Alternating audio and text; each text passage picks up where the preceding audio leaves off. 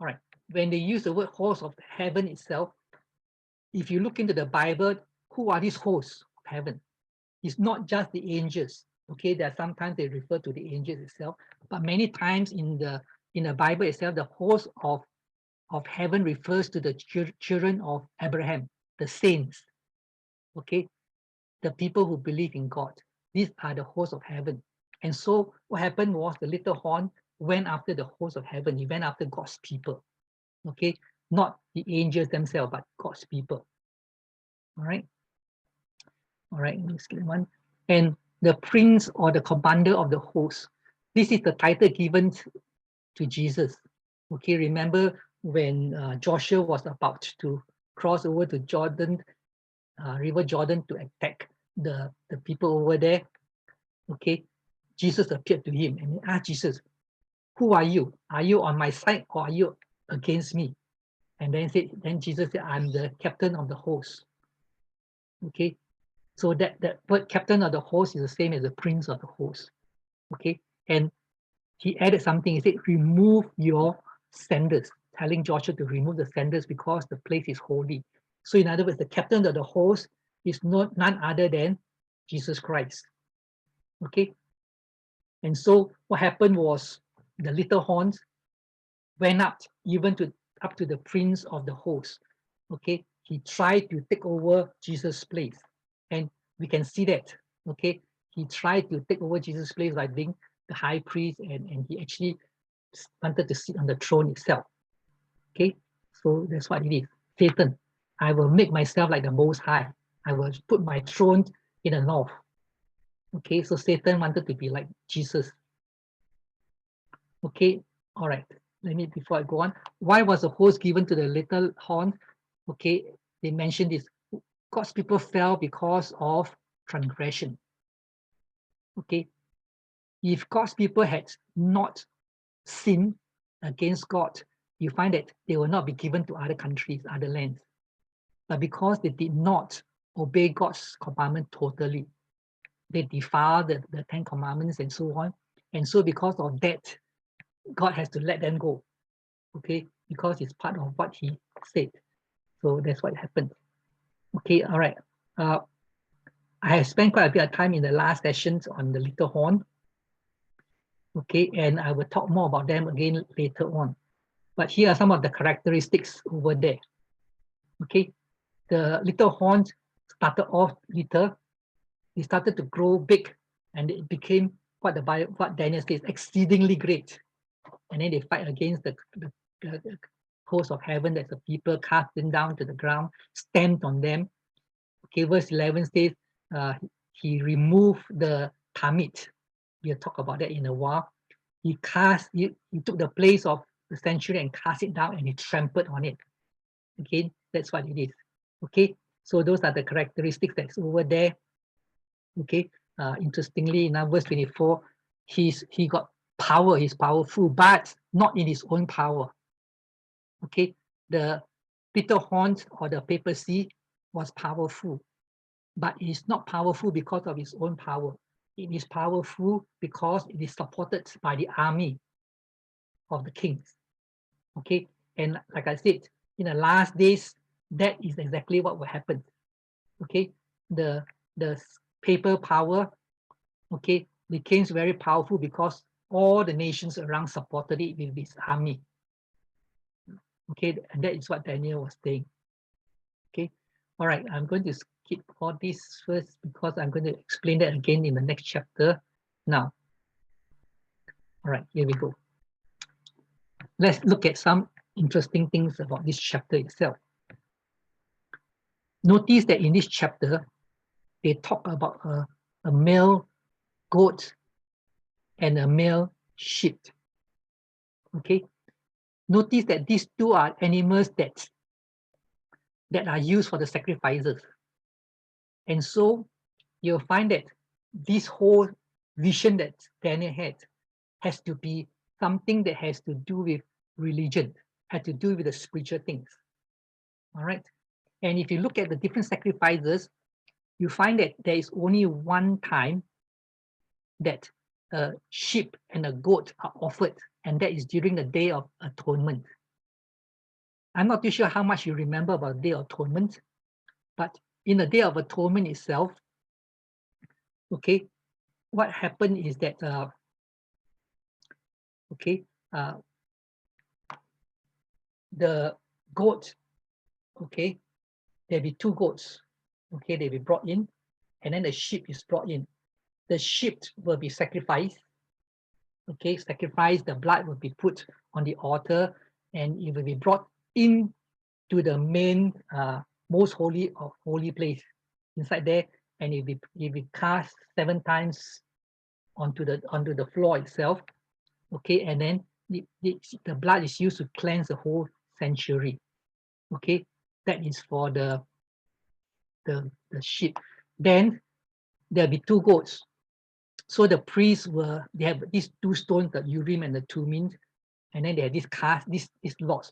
So what they did was they cast a lot on one written Lord's goat, the other one written the scapegoat or Azazel, and then they choose. Okay, so the Lord's goat will be taken. Okay, and notice, whenever they sacrifice something, they always put a hand on the sheep itself and then transfer all the sin onto the animal.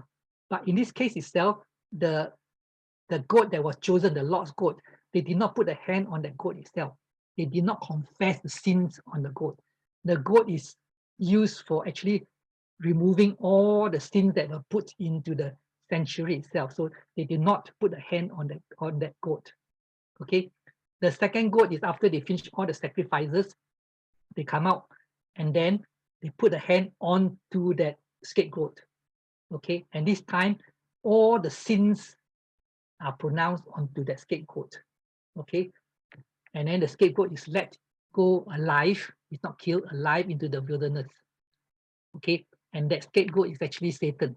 He was responsible. He was the one who created all the sins and all those. So he has to be responsible for all the sins. Okay, and then he was let go into the wilderness. And of course, if you study in Revelation, we know that he will be there for 1,000 years. Okay, now, here's what is interesting. Notice that the two animals mentioned are both used for sacrifices. But if you observe very carefully, you notice that the high priest will not use any one of these animals for the sacrifice. Do you know why?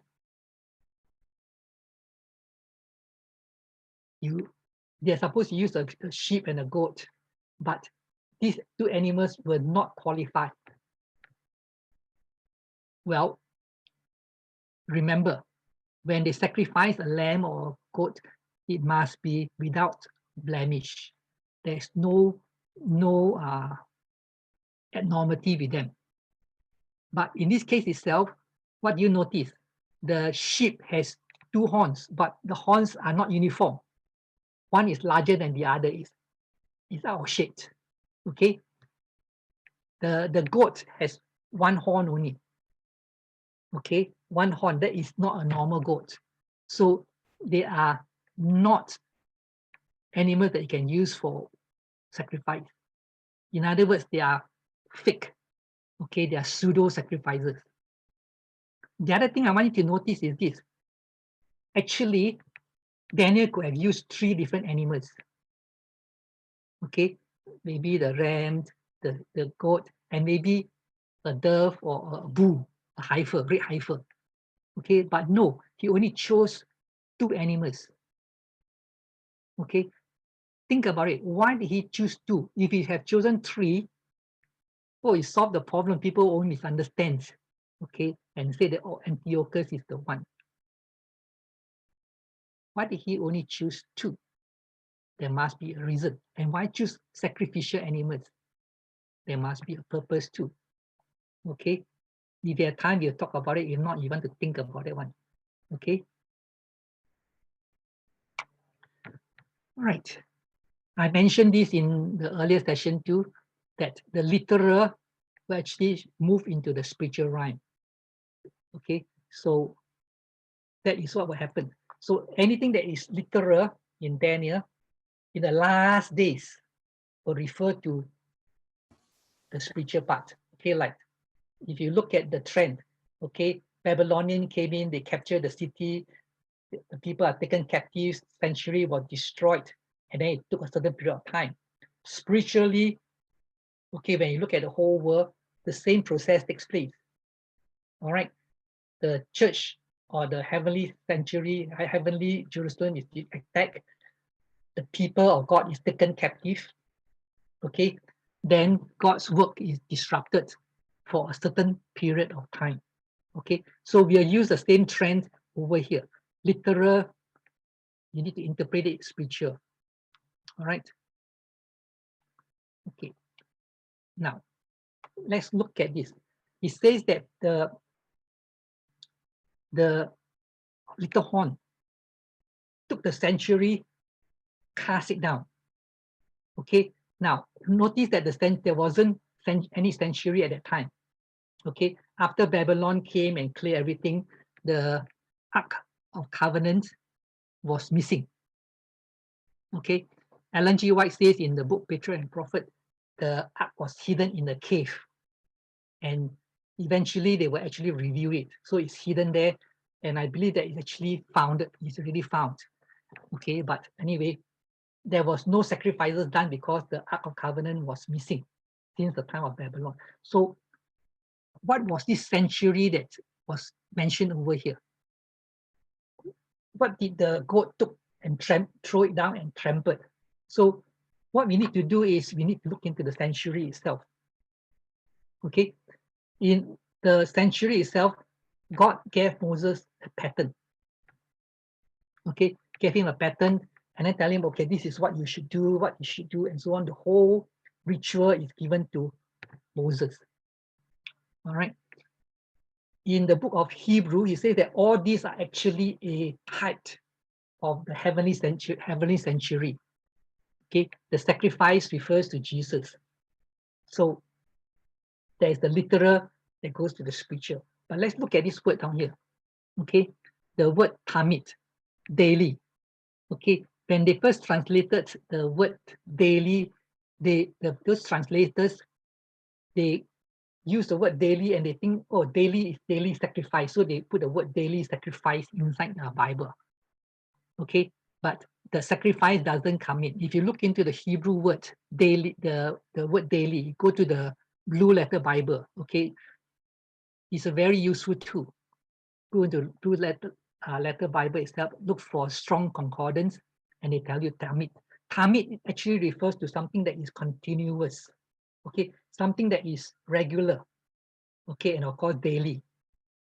All right, so the daily doesn't refer just to the sacrifice, it refers to a lot of things, okay, the daily grain offering, the daily burnt offering.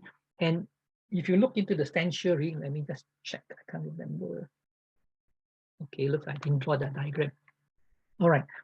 Okay, if you look into the sanctuary itself, okay, let's say I'm going to, oops, sorry about that.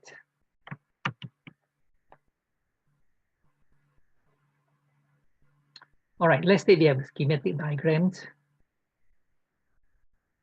Okay, remember that this time, Daniel, in the time of Daniel itself, Solomon's temple is not built yet. Okay, so you look into the sanctuary at that time, you will have something like this. Oops. All right, this is the schematic diagram. Okay, now let's look into this place. This is the holy place and the Holy of Holies. Okay, and if you look at it, you will find that the north is on this side. Okay, they have on this side here, you have your menorah, the 7 candlestick. Over here, they got the altar of incense. And over here, they have the showbread. And here, they have the Ark of Covenant inside here, where the 10 Commandments is kept. Okay, all right, now.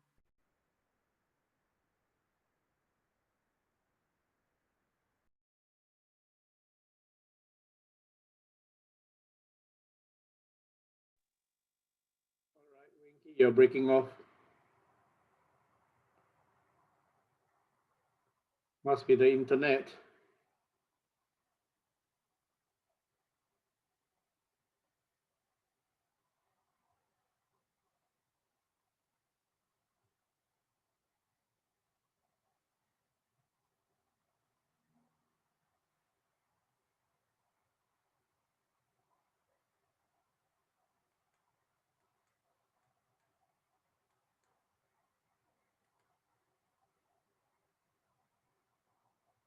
Oh, Doris, are you able to tell your husband?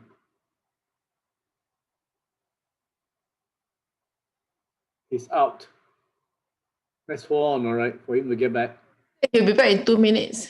Yeah. That's strange that you are able to log in and he's out.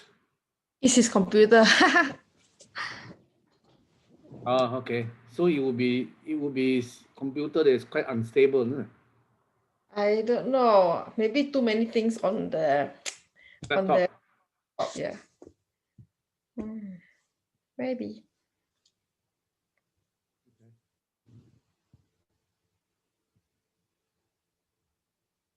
May, are you trying to talk, May? You're on mute, May. Doris, are you able to get the mochi? Hey? Huh? Oh, How come Doris, it's mochi now, actually? now the ice cream one. Oh, I didn't Oh. get. Okay. Hey? Mocha, is it? Mocha. Yeah, mochi. I can't find it. Coles hasn't got it. That one on special, you say? Yeah, but I don't know. I didn't look because I wasn't looking. Oh. Yeah. Did you tell Daryl? Yeah, I told Daryl. So ask Daryl. Daryl, did you get or not? Daryl. I look for it, can't find. Eh? Yeah. Can't What? find. I saw on special, you told me, but now I went to look at it, look until what house is I can't find. I asked one of the stock men. I say, do you have that? She said, oh, it's a new line, hasn't come in yet. That was last on Wednesday or something. Yesterday I went again and I didn't see any. Oh, I don't know. I I got no more calls. I got You no don't- more calls near me, so I mean near my place, so I don't bother. And I asked Brandon. Brandon said, sold out in the Oh. city. Sold out, he say, because it's on special. Must be very popular then. I wonder whether we can get rain check for it. You try lah. If it's in the catalog, you should be able to.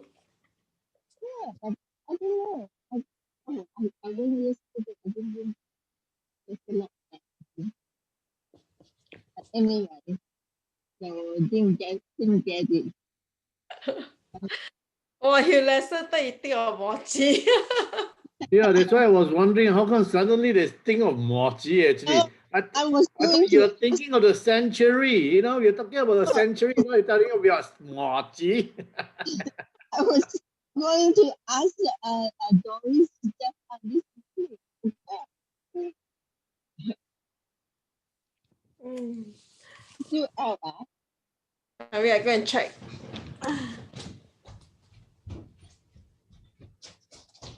Daryl. Is Yep. it- You have poles around you or not? Yeah, my coast is outside. Yeah. You go and see, you say, can I have the rain check for this one? Because I asked the man, he said it's a new line, so they haven't got it yet. Oh, I didn't ask anyone. I just looked and then I couldn't find. And then I thought that they sold out, but then I thought what happened, but I didn't ask anyone. Yeah. Yeah. You the picture, you point the picture and ask them. Yeah. And do you still have this? If not, you say, can I have rain check because it's on special? Yeah, it's only 350, isn't it, on special, eh? My son bought it 550 in marriage. Oh, how many are there in the box, eh? You know, How many what? How many of the mochi? Yeah. 6, right? In the box I saw 6. 6, okay. 6 for 550. Wow, one is almost like $1. Eh? delay. All right, I'm back. Oh, the baby. No. Okay. Oh. Are we back? Yep, I'm back. Okay, sorry about that. To the Okay. Okay. Now, where was I? Okay. It's very strange when I teach, I got no problem. It's only when I come to Daniel, it seems like all right. We go on the little horns. Yeah. Anyway, here we go. All right. We are going to talk about the sanctuary. Must be very important. That's why the Bible is playing on it. Okay. Let me go back to that. Okay. I tell you what I'm going to do is I'm going to do something else with. All right. There you go. Okay, I'm just having the screen. Let me just draw the thing itself.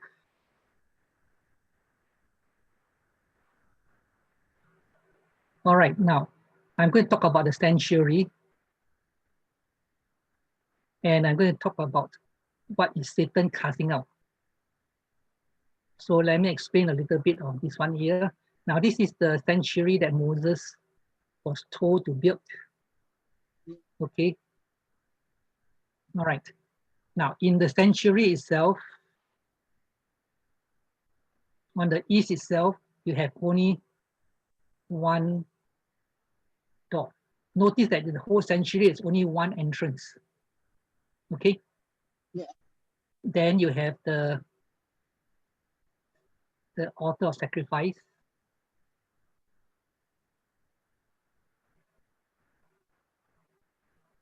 Okay, I think most of you will have actually an idea of this one here.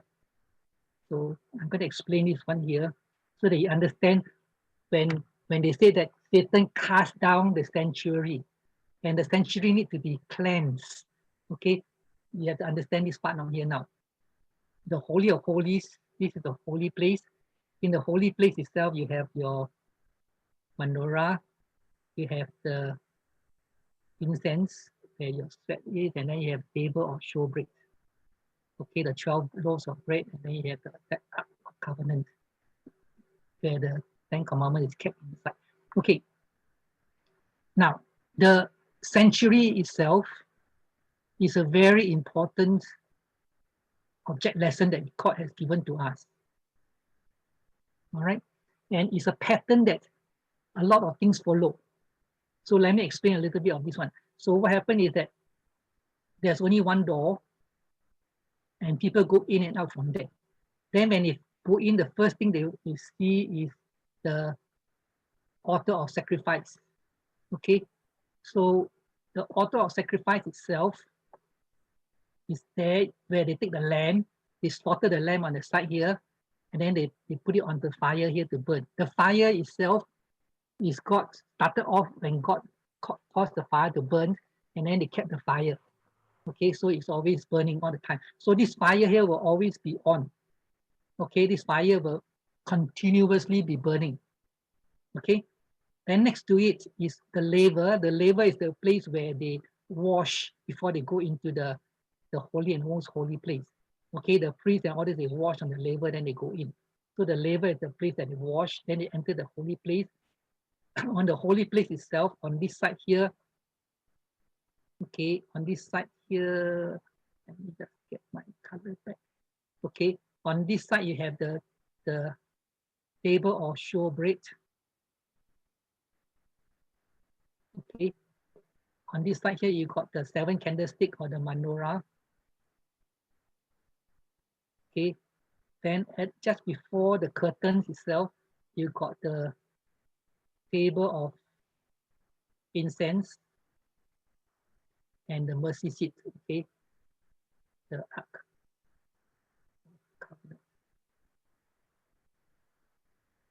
Okay, now there are many reasons why this is very useful to us.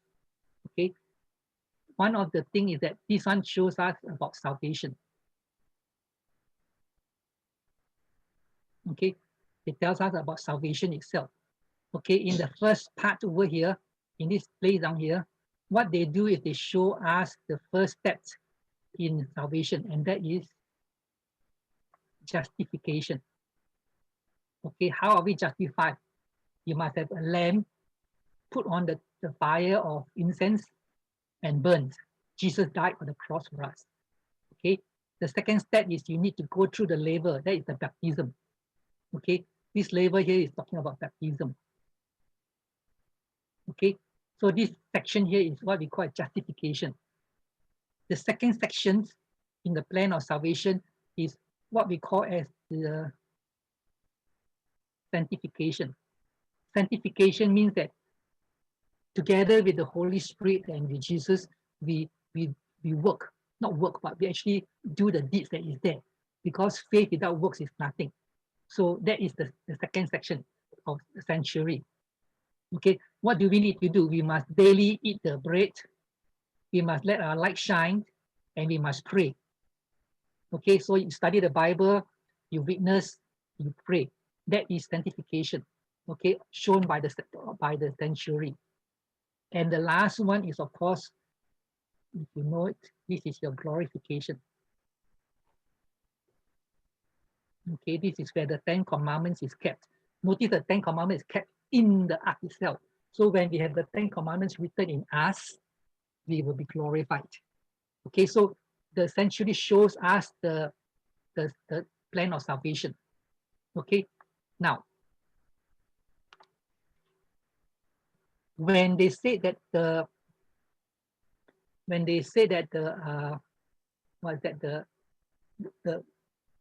little horns went in there and they trampled, cast the whole thing down, and they trampled, the little horn cannot really reach up to the heavenly sanctuary. Okay, so we look at this one here, and I mentioned earlier on that there is the word called tamid. Okay, the word that was translated as daily, actually to be more precise, is a continual. Okay, what does it mean? Well, if you look at the sanctuary service itself, okay, the door is always open, is continual. The fire on the, okay, the fire refers to the death of Jesus. The whole thing actually represents Jesus. Okay, so Jesus died for us. The laver here refers to the baptism. We need to be baptized. Okay, or washed in the water and the Spirit. All right. Then when we go in here now, this whole place is covered up. There is no light bulb. There is nothing inside there. So they must always make sure that the candlestick is always lighted up. Okay, it is the job of the priest to make sure that the lamp always have oil, and it must be bright. Okay, and then this brightness will be reflected. There are a lot of gold plating and so on the curtains. Okay, the light will be reflected. So this is the only thing that lights up the whole thing over here. Okay, so it must always be on. Then the showbread itself. Okay, let me just write on here. Okay, the showbread or the word of God, they change it every week. Okay, it must be changed all the time. You cannot get moldy. Okay, after the week is over, they got new 12 loaves inside there. Okay, the incense refers to the prayers of the saints. All right, and of course, the Ark of Covenant is God's mercy all the time. And in the Ark of Covenant, you find the 10 Commandments. Okay, you find the 10 Commandments inside the Ark itself. Okay, the 10 Commandments represents the character of God. Okay, so those are the representation of the furniture and so on. Now, notice that all the furniture points to Jesus. So when the little horn came and cast the sanctuary down, what does it mean? Okay, well, if you look, okay, all right, now in chapter 8 itself, they did not tell you when does the prophecy starts. Okay, next chapter, in chapter 9, then we'll find out when it will start. Okay, but over here, what happened is that they do tell you something about the sanctuary. So let's look at the sanctuary itself. So when the little horn trampled onto the sanctuary and throw it down. That was the time when the papacy was very powerful. What did the papacy introduce that goes against all these things? Okay, let's look at some of the things they did. Okay, first thing they do is they look at the door and say, oh, you cannot go through Jesus. Jesus is not the way. Okay, they say that there is no access to God except through the confessionary. If you want forgiveness, you have to confess to the priest. Okay, the Roman Catholic Church also mentioned that you cannot go directly to Jesus. You need to go through the saints. You need to go through Mary and so on. Okay, contradict against what the sanctuary say. The sanctuary say there's one door. I am the door. Jesus is the door. But the Roman Catholic says no, you cannot do that. You cannot go directly to Jesus. You cannot go to God. You have to go through the priest. Okay, now they also talked about the death. Now the author itself. Okay, what does the author tells you? Jesus dying on the cross once and for all. He died. But what did the priest, the Roman Catholic say? He says that Jesus' death is insufficient. Okay, they cannot bring you to heaven. You must do something. Okay, you must put in your own works, and the works is called indulgence. Okay, or penance. Okay, so notice how the Roman Catholic Church during that time destroyed the temple. Okay, the temple in the altar of sacrifice, they say that Jesus died for us. Once and for all is enough. But the priest, the Pope says, no, it's not enough. You have to pay for it. Every time you sin, you must give money to the church. Okay, or you need to say 1,000 times on the rosary. Okay, the prayer of Mary, or Hail Mary, 1,000 times. Okay, so you have to pay indulgences.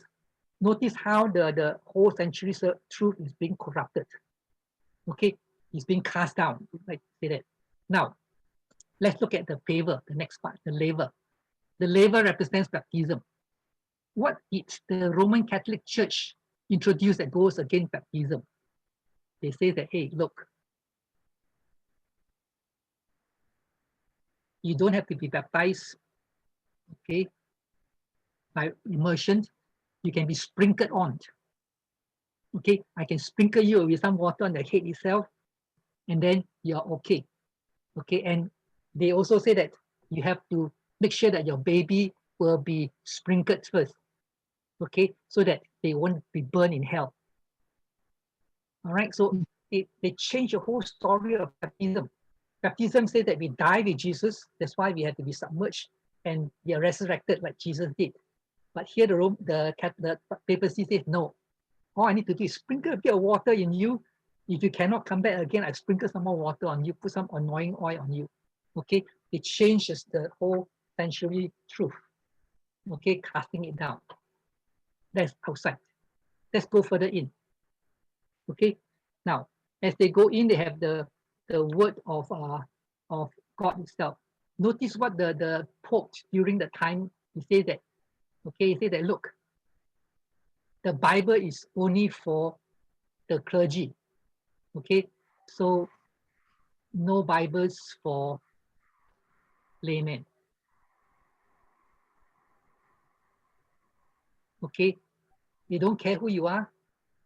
If you are not a priest, then you cannot read the Bible. If you are caught reading the Bible, you will be excommunicated. Okay, so they take the bread of God, okay, and then they change it. Okay, so no more showbread. The bread will not be refreshing. You can only be fed by the priest. And so because of that, you find that they look at all the traditions, okay, all the rituals coming in. Okay, all these are happening caused by the little horn. Okay, it's changing everything, casting down the truth, trampling on the truth itself. Let's go on to the menorah. Menorah. Jesus says, I'm the light of the world. Okay, I'm the light of life. So Jesus asked us to shine. But what did the papacy says? Okay, the papacy says that no, you cannot preach. Only the clergy, only the priests can do the preaching. They can only study the Bible, and what they say is true. You cannot interpret it yourself. You must interpret through the clergy. Okay, so the light is destroyed, and that is why that period of time is called the Dark Ages. Okay, no one has access to the Bible. Let's go on. Okay, the incense. Incense in the Bible refers to the prayer of the saints. Okay, and God said that he smelled the incense, okay, and he listened to the prayer of the saints itself. What did the Roman Catholic Church say? Okay, they introduced a new term called the purgatory. Okay, okay, he said you can pray, but you must pray for your dead. Okay, you need to pray for those people who are caught in between earth and heaven. They cannot go up to heaven. They cannot come back to hell. So they're stuck. And so what you must do, you must pray for them. You must pay some money so that they can go up to heaven faster. Again, distort the whole idea. All right. Now, before, okay, the last part. Okay, inside the thing itself, and okay, the commandments. I'm sure you know, we changed it to Sunday. Okay, they have idols. Okay, all over the church, they have idols, the saint, and they kiss all the saints. Okay, notice what the Pope was trying to do. They're trying to change the whole character of God. God is a God of love. But what the Pope did was to change it so much so they look at it and say, God don't love me. God only loves the money I give you. Okay, I have to work my way to heaven. God is not going to forgive me. Okay, and so the picture of God is no more a loving God. Okay, God is a God who's judging us. The moment you do something wrong, you'll be punished. Unless you repent, unless you confess to the priest, unless you pay your indulgences. Okay, and so they change the whole character of God. And that was what happened at that time. The little horn did that. They changed the whole character. Even today, up to today, we still have the misconception. Many churches still treat God, the Father, as a very harsh God, ready to punish us. Okay, and that's why they said they call it the old dispensation. Then now we have the new dispensation, Jesus. Jesus is, oh, okay, anything goes, you're forgiven for everything. Okay, some Christians actually believe that you all you need to do is just mumble a few words and then you'll be saved and you go to heaven. Okay, all because of this trampling of the sanctuary. Okay, all right, are you following me? If anyone has any questions? No questions. Okay. Now, God has to shift this one back to the truth. Okay, he has to start cleansing the sanctuary. He has to start moving the sanctuary back to what it was. Okay, he had to start putting the truth back in. And so what happened was, right after the Dark Ages, there was a period what we call the Reformation. Okay, where the reformers comes in. And it's very interesting to see how the reformer changed the concepts bit by bit back into the original. Not totally, a little bit at a time. Okay, so let's look at okay, let me see, who do I have? Okay, who are some of the reformers that we have? Okay, let's look at John Wycliffe.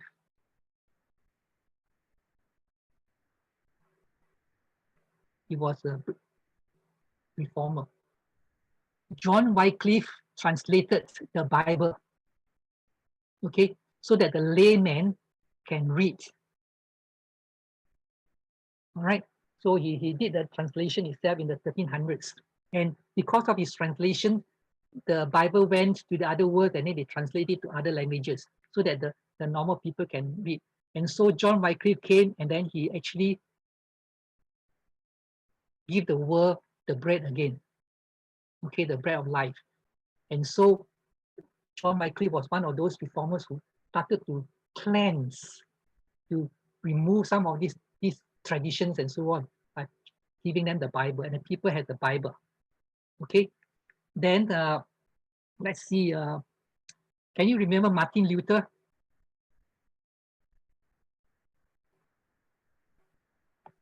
Okay, Martin Luther was a monk, and if you have the time, I will advise you, strongly encourage you to read the Great Controversy on all these people that I'm talking about. Okay, Martin Luther used to be a very pious priest. Okay, he will actually kneel and walk on his knees, okay, as penance. Okay, he fast, he lock himself in his room and pray and pray and pray. Okay, then suddenly a light came to him. Okay, he realized that, hey, look, the only way to be saved is Jesus Christ. You don't need anyone else. You don't need the high priest. Okay, and so Martin Luther came up with his list of 99, 97 theses that tells them that, look, the high priest is doing this wrong, doing that wrong, doing this wrong, and Jesus is the only. There's my pen. Oops. Okay, Jesus is the only door. All right. It's only Jesus who can justify us. And so Martin Luther started to change again, reform it. And now the people can come directly. They don't need to go through all this confessionary. They don't need to go through Mary or the saints. They can go directly to Jesus. All right. So he says that. All right. And also Martin Luther says that the death of Jesus is sufficient for all of us. Okay. The priest used to say, no, not enough. You have to pay for this and so on and so forth. Martin Luther says, no. All your indulgences are all wrong. All your penance are all wrong. Okay.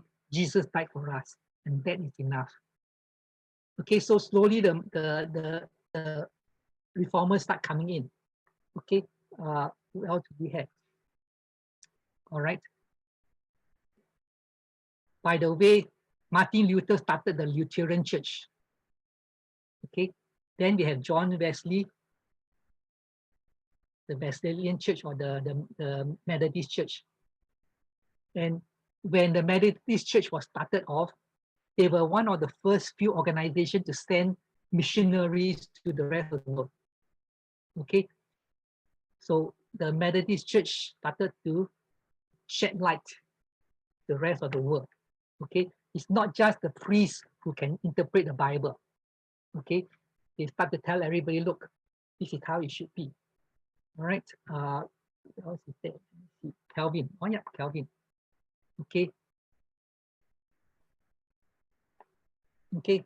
John Calvin, he's the Presbyterian founder. And he told them, he said, look, you don't pray for the dead, you pray directly to God, and God will listen to you. Okay. So John, the Calvinism, okay, or the Presbyterian, they remove and they bring back the prayer. Let me see what else I miss. Oh, baptism. Okay. What's the name of those groups? Okay, Rogers William. Okay, Roger William. He's the founder of baptism, of the Baptist group.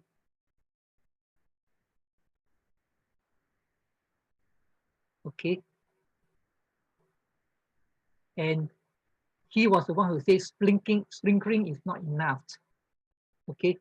You need to baptize a person. And so they brought back the ritual of baptism. Okay. Yep. So you notice that as it goes through the Reformation, if you read the Great Controversy, the reformers, what they did was they slowly bring back the light into the dark ages. Okay. And they slowly reveal all the false teachings of the Pope. Okay. And then they bring it out. Okay. Now, notice that so far, Okay, so far, almost all the furniture are corrected, but there's still one more that's not corrected yet. Okay.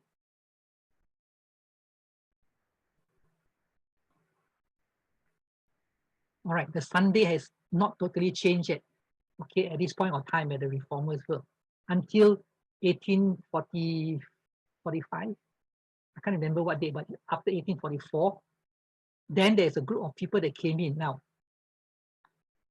this group of people did not, like the rest, form a denomination by itself. Lutherans, Martin Luther formed the Lutheran, John Wesley formed the Methodist, and then they exist by itself. But when the Millerites came and they look at the situation, what they did was this. What is very interesting is that they brought all these truths together. Okay, all these truths from all the reformers, they put it together into one united one, including the Saturday Sabbath, and the whole century service. Okay, is now the century that Satan cast down. The Seventh-day Adventist Church put it all together into one packet. Okay, and so in that way, the century is being cleansed. Okay, it's being cleansed. So next, in chapter 9 itself, I will start with the beginning. Okay, when does it start? When does it end? Okay, for now, we are not going to the date itself, but that is what the century truth is. And you find that that is going on now. Let me push it a little further. I know my time is up. Just bear with me for a few more minutes. Don't fall asleep yet. Okay, let me finish off with this. I mentioned that the literal has to go with the spiritual. Correct? Let me ask you this. What is the temple of God? What is the sanctuary today? What does it represent? Many of the churches still believe that the third temple, in Jerusalem, they're going to erect a new temple. In fact, they already chosen the high priest 2 years ago. Yeah, 2 years ago, they have chosen the high priest. They have all the articles ready, and they also have the chart ready, and they say that they can put it up within a short while. Okay, as long as they know where to put, they can come out. And I believe, like I said, I believe they also found the Ark Covenant. So they're all ready now. These people think that you're going to have a physical sanctuary, physical church. And then Satan, the Antichrist, will come and sit on the throne. Well, that might happen. That might be a distraction. But what I believe is this: the literal becomes a spiritual. Jesus says that in 3 days, I'm going to destroy the temple. Temple, not one stone will be left on top of the other. And then the people were surprised. It took us 42 years in the temple. In 3 days, he can do it. And then, of course, John said that, oh, when he was looking at temple, he was referring to his body. Paul said that you are the temple of God. So in other words, we are the sanctuary. Notice we are the sanctuary. And the truth, this continual, this system, the dailies, okay, has to be in us. We have to be complete. Okay, we have to have the whole system in us. And in the last days, God is looking for people who has all the whole century truth, and everything is cleansed in you. Okay, you keep the Sabbath. Why do you keep the Sabbath? Okay, because the law, the commandments is written in you. Okay, just like it's kept in the Ark Covenant, it's written in you. Okay, when they say in Revelation 17, they say that the dragon is angry with the remnants and they will attack or make war with the remnants. We are the remnants. Okay, and there are two things that the remnant has, characteristics. One is they have the commandments of Jesus. Two is they have the testimony. Okay, you look at the sanctuary. Every furniture testifies to Jesus. And in the sanctuary itself, you have the 10 commandments. Okay, we are the temple of God. We supposed to have the testimony, the truth in us to testify to Jesus. And very soon, if we allow the Holy Spirit, we will have the 10 commandments written in our hearts. You don't need to have a physical thing. It's written in the heart. You live like that. And that is a very important concept. And Satan is not happy. Why? Because once we can have a group of people who can be like the century, the true century, who have the testimony of Jesus, who testify about Jesus, who have the commandments in them, Jesus will come again. Okay, and it's very important that we have the commandments written in us, because in the last days, when Jesus finished his work in the most holy place that he comes up, there will be no priest to intercede for us. We must be able to stand on ourselves by ourselves. Okay, and so we are working towards that century where we need to be cleansed. Okay, my time is up. I'll leave some for next sessions in chapter 9. There is a lot of things in there that I have skipped or have not had a chance to go in depth, but there's a lot of truth. And incidentally, as I look at the other churches, the Seventh-day Adventist Church is the only church that talks about the century as it is. Okay, most of the other churches just skim through, or they just talk about the festivals, but they didn't go in detail into the century or the feast and so on. Okay, the century is really good. If you look at the New Testament, okay, I don't know whether you realize, if you look at the gospel talk about the sacrifice of Jesus, the death of Jesus, the resurrection. That is actually the author of sacrifice and the labor. All right. Then if you look at the book of Acts, okay, where you look at the church itself, you notice that the church become a witness. Okay, they live the life. That is actually a holy place. Okay, all the epistles telling us how we can live a good life, the life that God wants us. Okay, that will be actually talking about inner place. And then the last part, if you look at Revelation, it talks about the commandments, the Spirit in us, the law written in us. It again look at the plan